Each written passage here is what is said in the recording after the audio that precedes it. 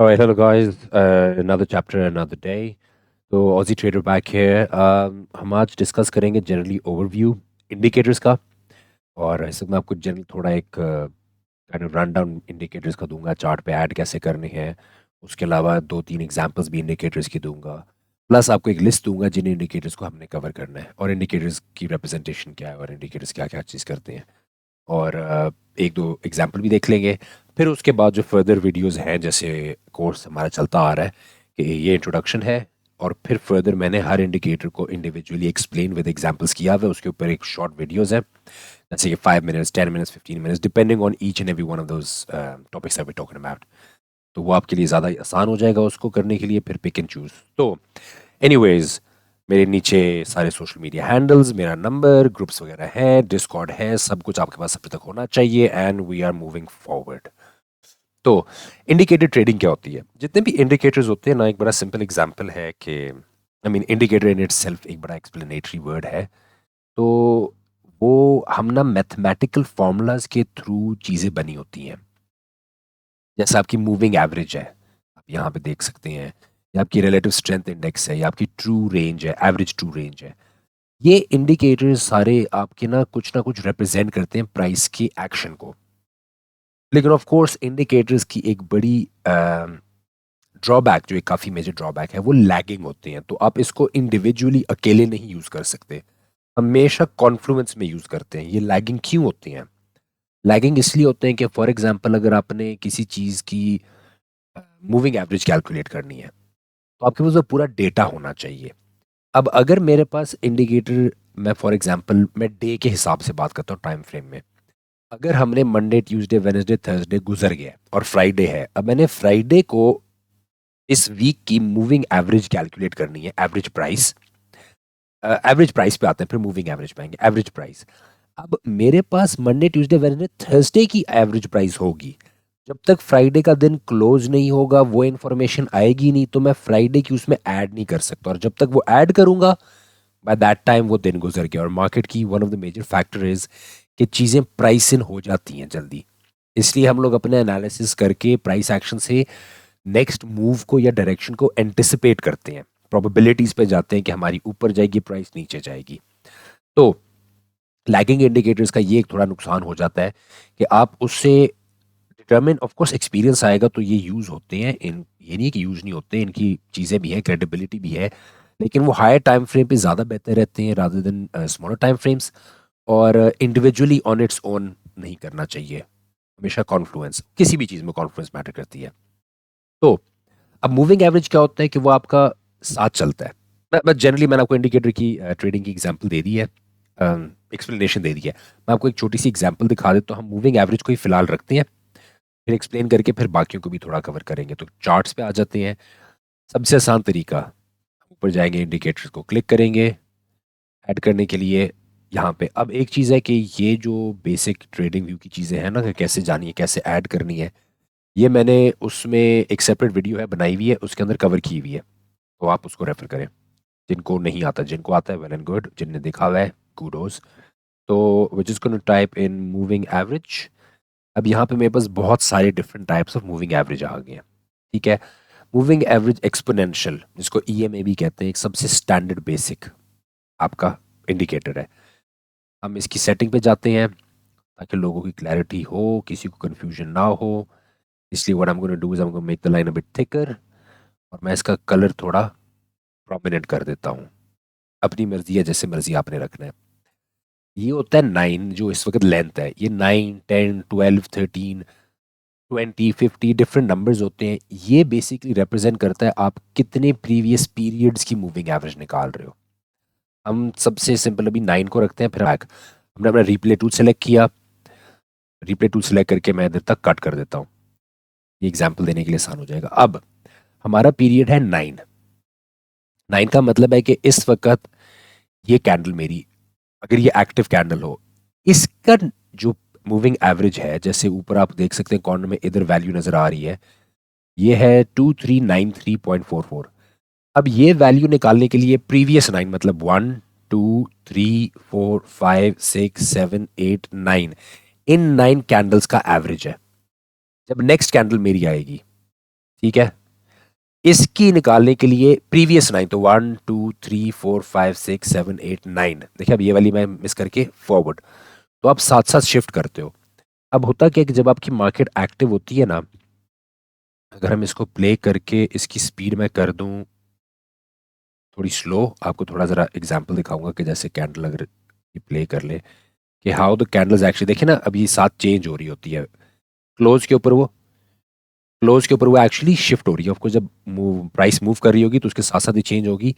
अब ये निकालने के लिए जब ये कैंडल पिछली तक का तो डेटा अच्छा है, करंट का मैं नहीं बता सकता जब तक करंट क्लोज ना हो, यहाँ पे ये लैगिंग हो गया, सही है। लेकिन हम मूविंग एवरेज को और भी बड़े तरीकों से यूज तो करते हैं, लेकिन लैगिंग आपको समझाना था। जो बड़े स्टैंडर्ड होते हैं, एक होता है 50, ये आपका मीडियम टर्म के लिए अच्छा होता है, ठीक है। दूसरा आपका एक बहुत ही लॉन्ग टर्म आउटलुक के लिए 200, ये भी होता है। 200 ऑफ कोर्स ये मूविंग एवरेज बड़े पीरियड का है तो ज़्यादा बड़ा होगा, बिकॉज ये 200 कैंडल्स को कंसिडर कर रहा है प्रीवियस को। अब will go back to, just change it here, we'll change it to 20, let's keep a simple 20। ये नंबर्स आपको सीखने पड़ेंगे, आहिस्ता आहिस्ता साथ प्रैक्टिस होती है। मूविंग एवरेजेस को सपोर्ट और रेजिस्टेंस के तौर पे भी यूज किया जा सकता है, लेकिन this is when we discuss moving average. मैंने आपको सिर्फ इंडिकेटर्स ऐड करने दिखाने थे और मूविंग एवरेज और लैगिंग का कॉन्सेप्ट बताना था। अच्छा, जो काफ़ी फेमस वंस हैं, मूविंग एवरेज जो हमने पढ़ लिया है, इसमें मल्टीपल भी आप एक ही वक्त पे यूज़ करते हैं। उसके अलावा मैक डी है, मूविंग एवरेज कन्वर्जेंस डाइवर्जेंस, ये भी मैं दिखा देता हूँ।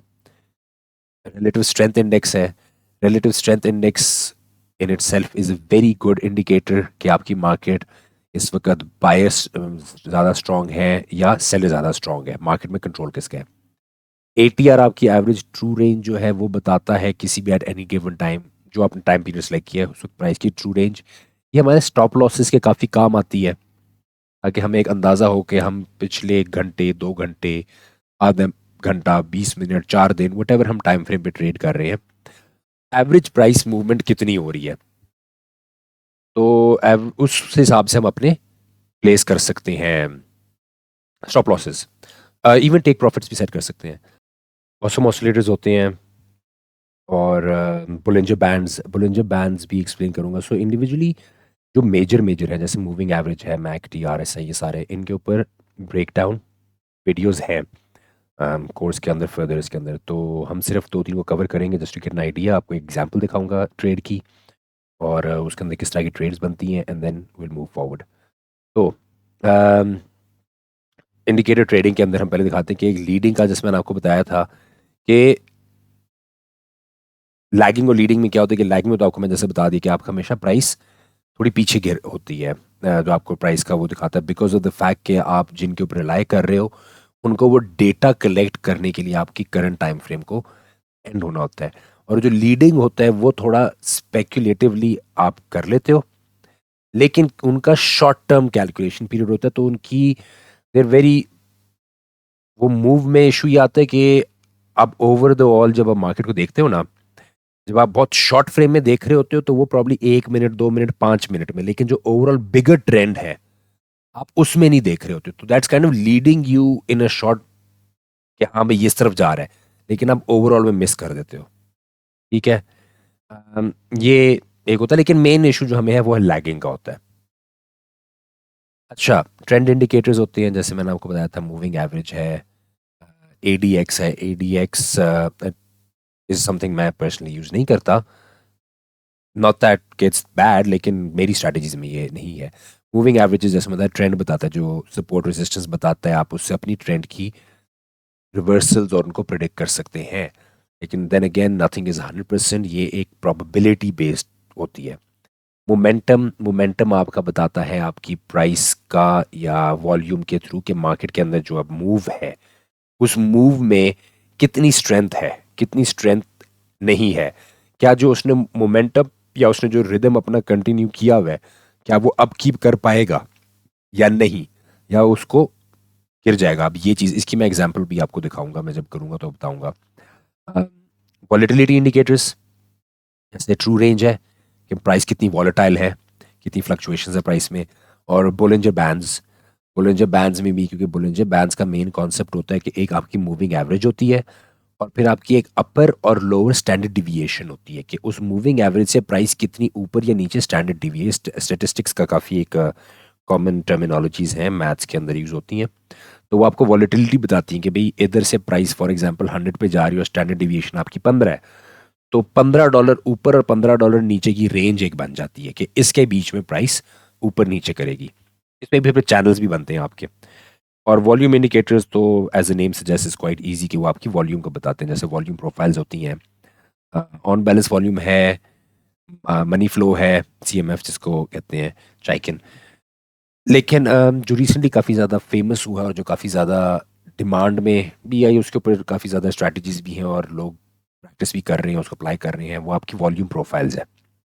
हम होपफुली इंशाल्लाह इस वीडियो में वॉल्यूम प्रोफाइल कवर करेंगे, इवन दो वो कुछ ज़्यादा एडवांस है, तो maybe we might cover it up only specifically for those people in Discord जो कि थोड़ा सा इन चीज़ों को मास्टर कर लेंगे। जब वो थोड़ा सा इन चीज़ों को मास्टर कर लेंगे ना, और वो अपने आप को ज़रा अपहोल्ड करके थोड़ा उनके पास प्रूवन ट्रैक रिकॉर्ड होगा, देन वो करेंगे, मैं हूँ, मेरी टीम है, यू कैन अप्रोच। हम उन लोगों को इंडिविजुअली थोड़ा इन द फ्यूचर एक काइंड ऑफ क्रैश कोर्स का या वेबिनार तो मैं नहीं कहूँगा, लेकिन एक शॉर्ट क्लास घंटे डेढ़ की करके just to give the basis कि यार इस तरह होता है।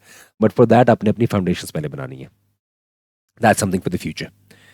तो moving average, the basis, the foundation, the pillar of indicator trading आप कह सकते हो, because that's where everyone starts. Moving average में आपको मैंने सिंपल और एक्सपोनेंशियल बताया था। इन दोनों में मेनली फ़र्क है इनके मैथमेटिकल कैलकुलेशंस का, ठीक है, कि वो किस तरीके से कर रहा है। सिंपल क्या होता है कि वो सब टाइम फ्रेम्स को या हर कैंडल को सेम वेट देता है कि भाई अगर 5 चीज़ें हैं तो पांचों चीज़ों की वर्थ सेम है। वो सिंपल मूविंग एवरेज है।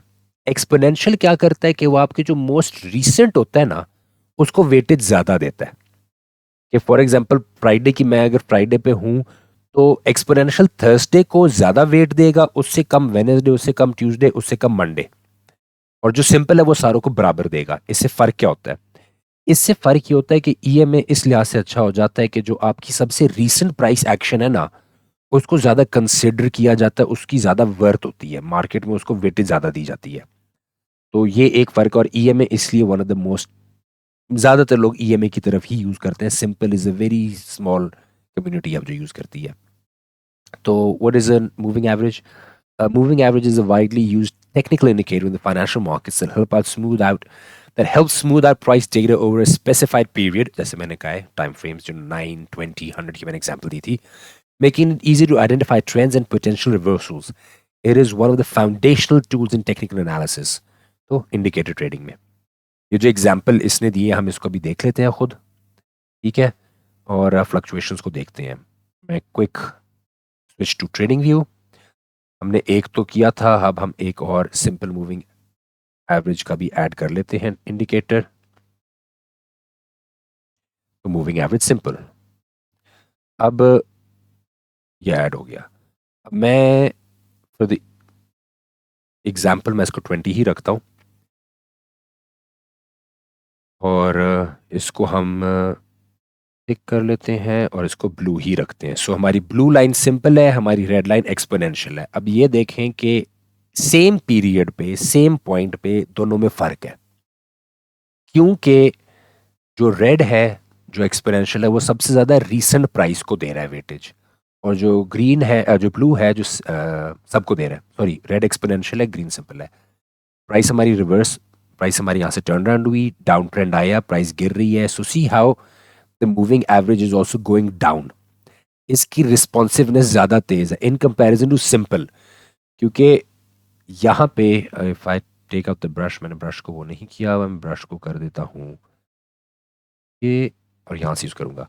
अब हम ब्रश को अगर देखें, यहाँ पे मेरी प्राइस रिवर्स होके डाउन ट्रेंड में आ गई।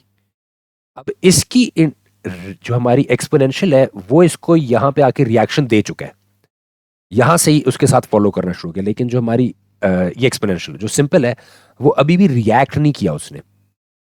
तो जिसकी वजह से क्या होता है कि यू कैन सी कि इट्स अ बिट स्लो। ये लैगिंग की जो मैं एग्जांपल दे रहा था, ये काफ़ी लैगिंग हो जाता है।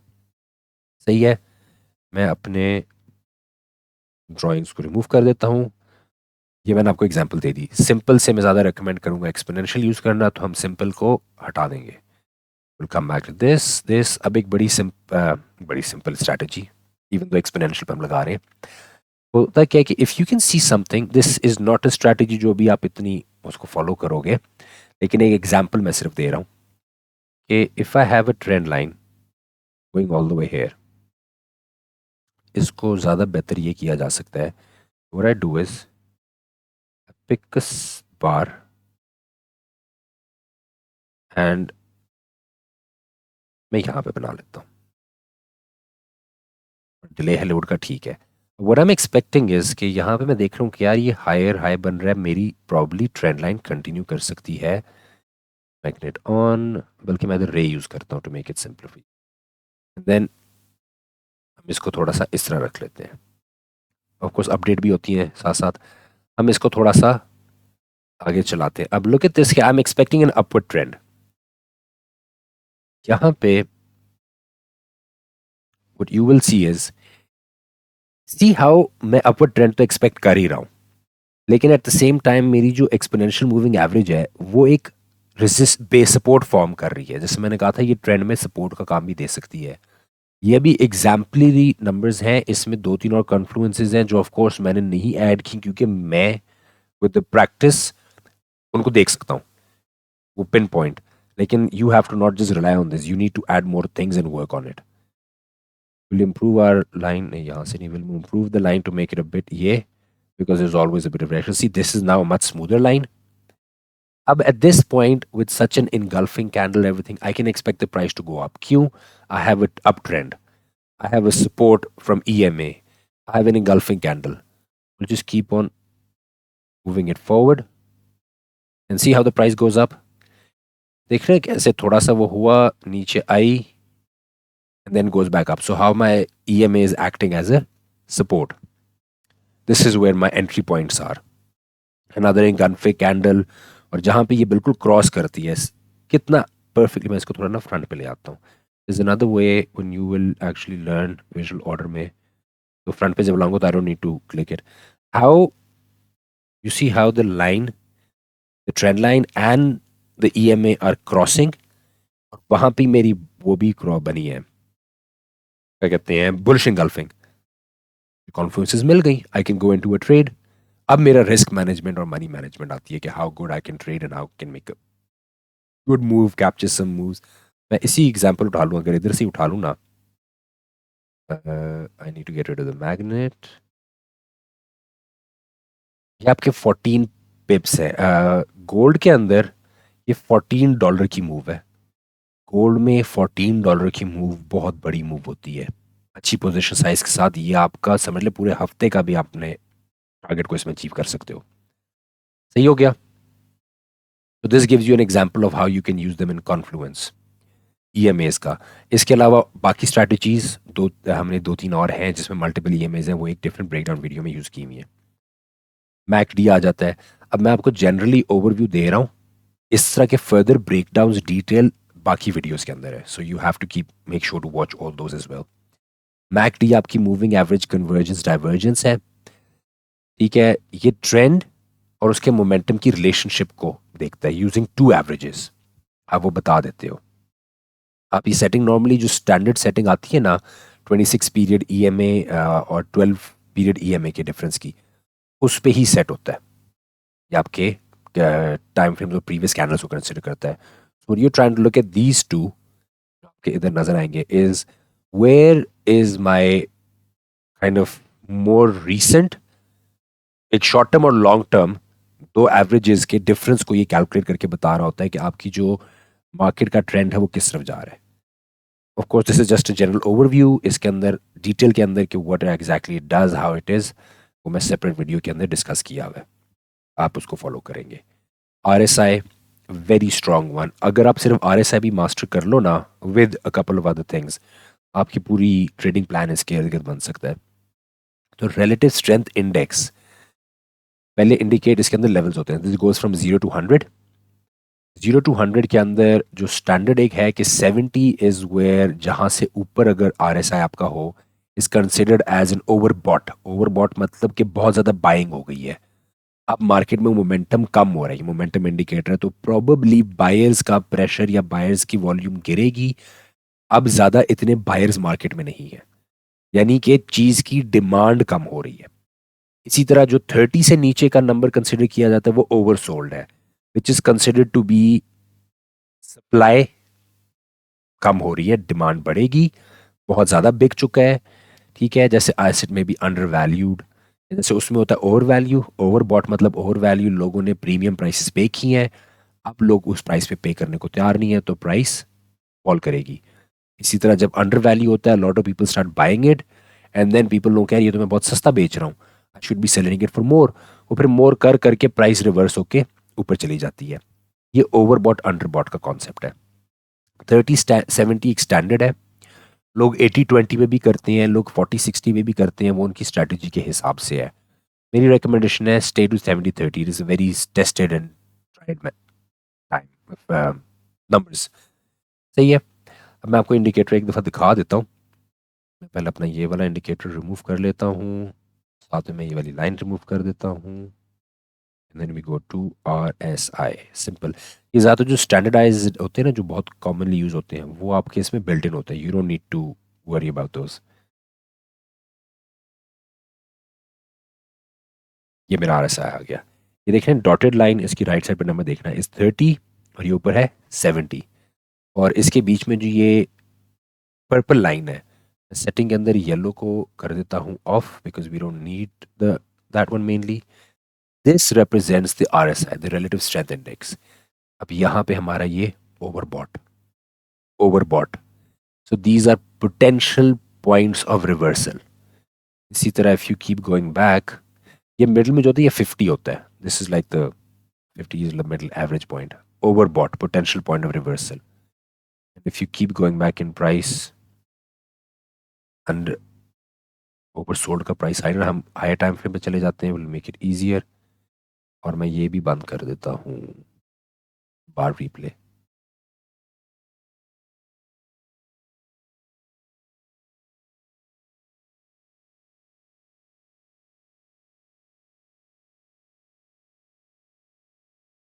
सही है। ये हमारा लोड हो गया, सी दिस, ये हमारा ओवरसोल्ड है। अब हायर टाइम फ्रेम पे मैंने कहा था indicators are very good. See even though it's a bit long term trade, लेकिन लुक एट दिस, यहाँ पे when you got the indication for oversold, you knew कि अब पोटेंशियली प्राइस रिवर्स होगी। ऑफ कोर्स आप 2-3-4 कॉन्फ्लुएंसेस और add करते हो, and you could have ridden this wave from 1992, that's almost $1990 या $1995 से इस वक्त it's at 2340, that's somewhere around 300, 3.5, $350 की मूव है almost, which is a big move. थोड़ी लॉन्ग टर्म है, फेब से शुरू हुई है अभी तक, so it's less than 2 months. लेकिन पोजीशन ट्रेडर्स इतनी बड़ी पे इसको इसलिए यूज करते हैं कि ये वो मूव्स है जिस पे लोग मिलियंस और मिलियंस बनाते हैं। You could have been one, ठीक है, मिलियन नहीं तो कपल ऑफ $1000 तो बन सकता था। तो कैपिटल इंपॉर्टेंट होता है, पोजीशन ट्रेडिंग अच्छी होती है, एंड कुछ इंडिकेटर्स अच्छे हैं, लेकिन you need to really know how to use them, उनके ऊपर आपने कॉन्फ्लुएंसेस और बाकी चीज़ें डालनी है। जैसे ये इसका ब्रेकडाउन, मैं इस ट्रेड का ब्रेकडाउन फिर मैं वीडियो में भी दूंगा, जो मेरी दूसरी वीडियो है जिसके अंदर RSI का ब्रेकडाउन है। कमिंग बैक, RSI में सेंट्रल लाइन मैंने बताई है कि जो 50 की लाइन है, और जो डाइवर्जेंस है, जो डाइवर्जेंस है वो एक पूरी टेक्निक है, उसके बारे में आपको डिटेल में बताऊंगा। लेकिन डाइवर्जेंस बेसिकली जैसे इस इमेज में नज़र आ रहा है कि आपका हायर हाई क्रिएट हो रहा है, आपका इधर बन रहा है अप ट्रेंड, यहाँ पे आपका बन रहा है डाउन ट्रेंड, लोअर लो हो रहा है। तो यहाँ पे डाइवर्जेंसेस इन दोनों में एक फ़र्क आ रहा है, ये आपका मोमेंटम लॉस शो करता है। मोमेंटम लॉस कैसे है कि यार RSI मुझे बता रहा है प्राइस मेरी ऊपर जा रही है, आई एम एक्सपेक्टिंग के प्राइस हो, लेकिन ये मुझे बता रहा है कि यार इसकी स्ट्रेंथ कम होती जा रही है। अगर स्ट्रेंथ कम होती जा रही है, इसका मतलब मोमेंटम कम होता जा रहा है। मोमेंटम कम होता जा रहा है मतलब ये जो मूव है ना, ये इसको पुश नहीं कर सकता, कैरी नहीं, या इसको होल्ड नहीं कर सकता।